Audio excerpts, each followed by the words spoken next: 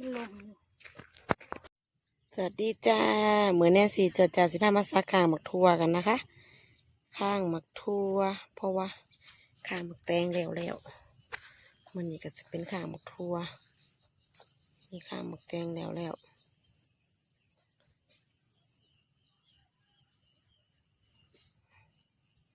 จางคนมาลกกาน้ำนะคะผุน จางคนมาลกกาน้ำ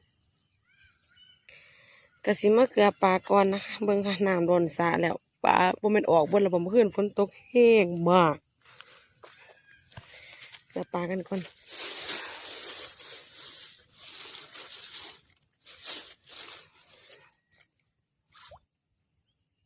โอ้ยปลานิ่นไปใส่เบิดเนาะ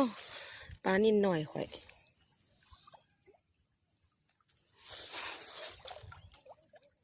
คือพอแต่ปลาดุกปัดนี่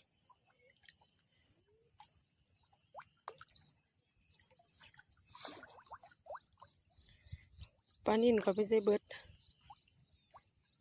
มุ้ยเสา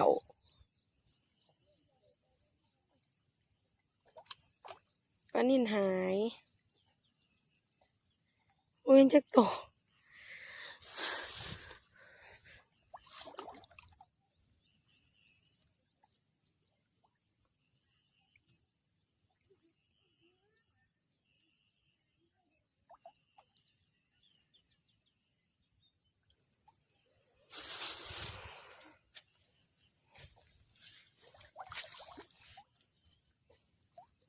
ฟังฝุ่น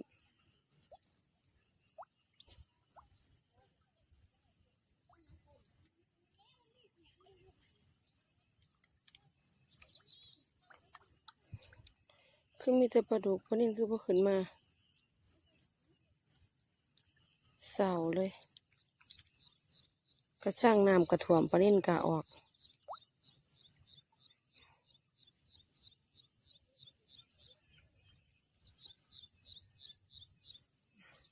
น้ำกับล้นสระเลยค่ะแนมเบิ่ง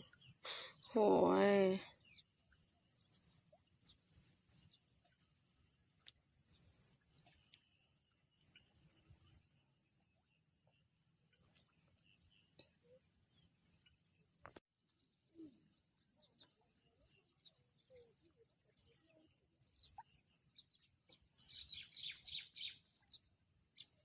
โอ้โหน้ำจากข้างบนไหลลงมายูเจนยังไหลลงมาสระเต็มเลยพอแล้วน้ำพอแล้วปลาจะออก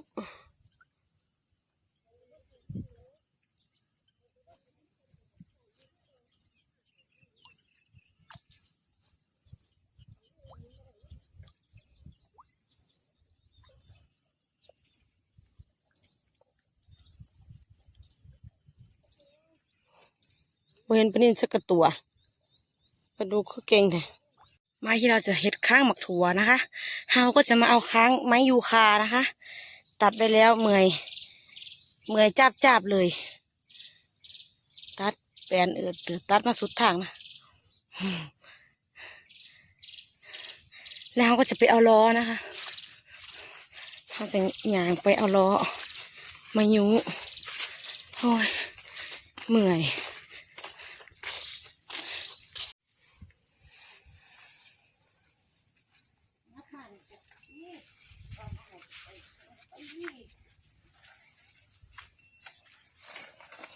อันนี้ด่างงามไม่ขามทำคุณเป็นยังไงลูกโยสองโยหรอก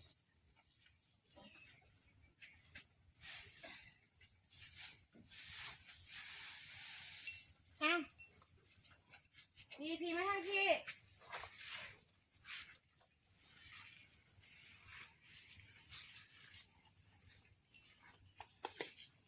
คุณทองโยแล้ว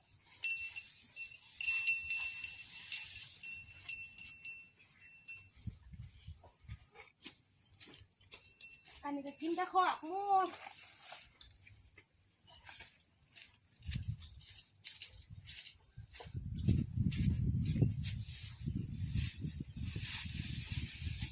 อ้นออกไปก็โอ้ตาย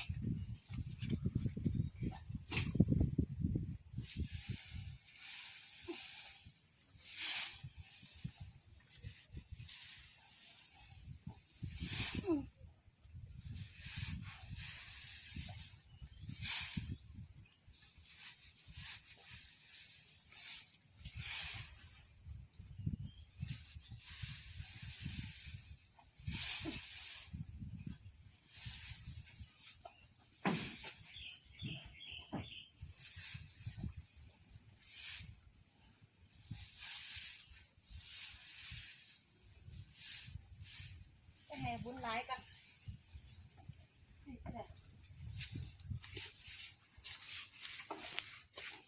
หลายกินเป็นไงกองไงแล้วสอนบ่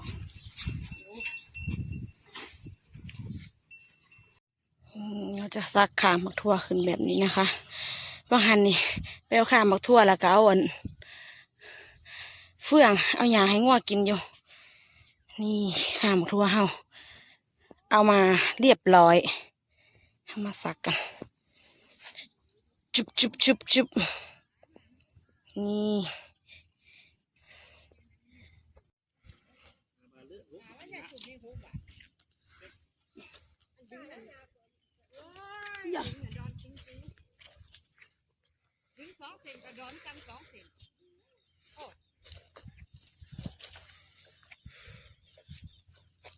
ตัวฟิวไปทำหน้าโซยเปรม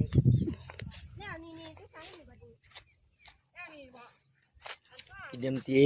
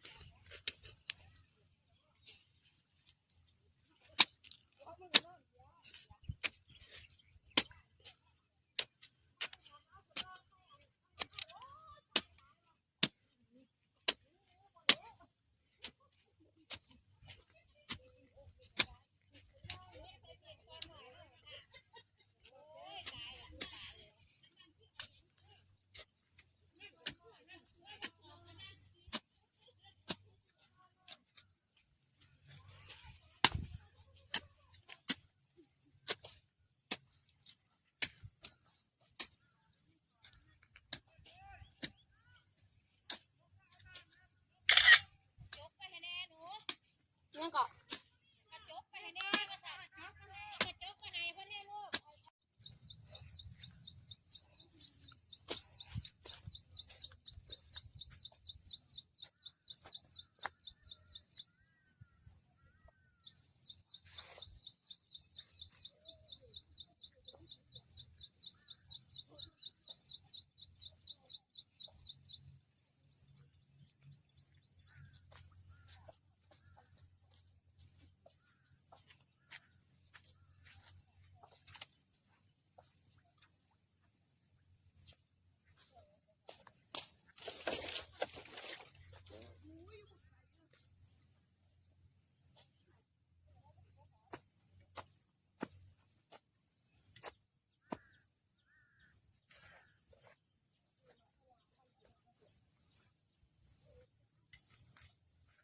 ฝนตกเบิด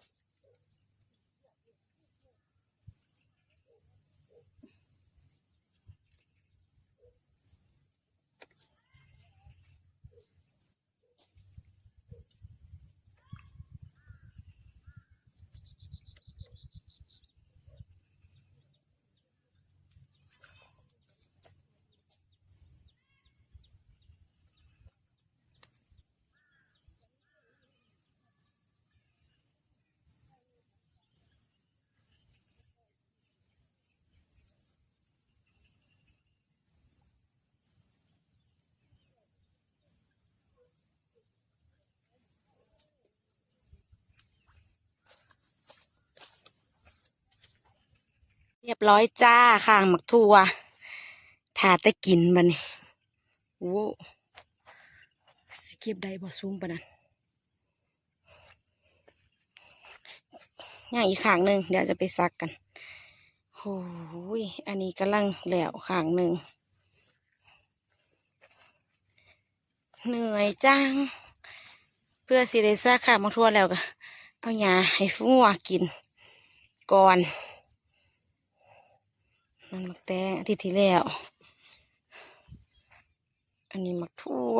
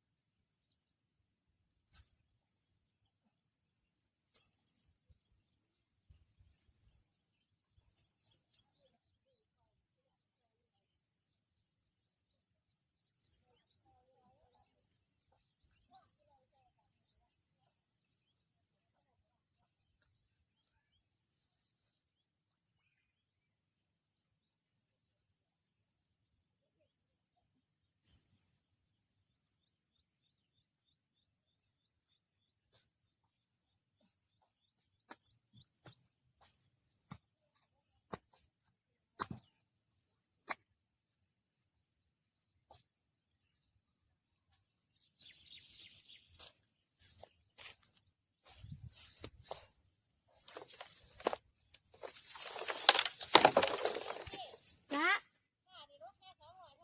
เอาประจัก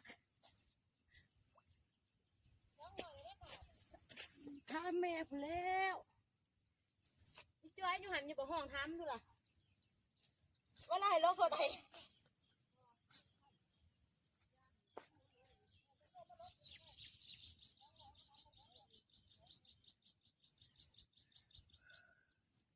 คือลกเก่งแท้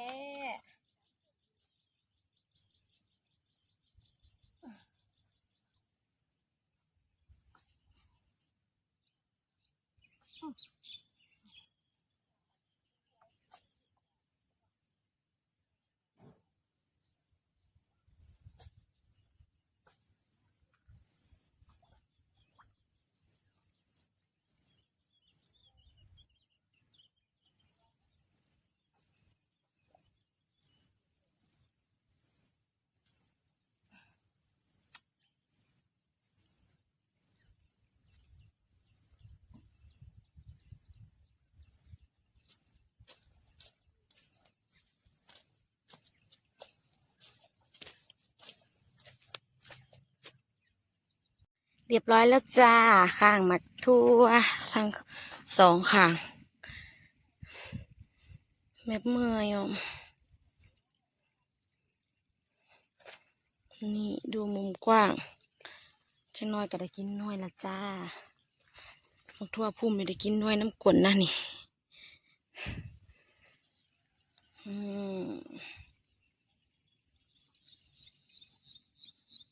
ว่ามีแห้งหรอสิเบาค่อยเมื่อยหลายปลากระเรียนหยุบหยาบหยุบหยาบ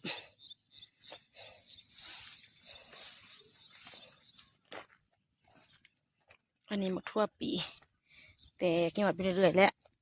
ไก่สีเกียวเขาดำหน้าแล้วสิได้กินอัปเดตหมักแตงจ้ะเสียวบัวมาลดน้ำล้างขี้ดินออกอยู่แล้วก็ไปเอาบัวลดก่อน เรียบร้อยจ้า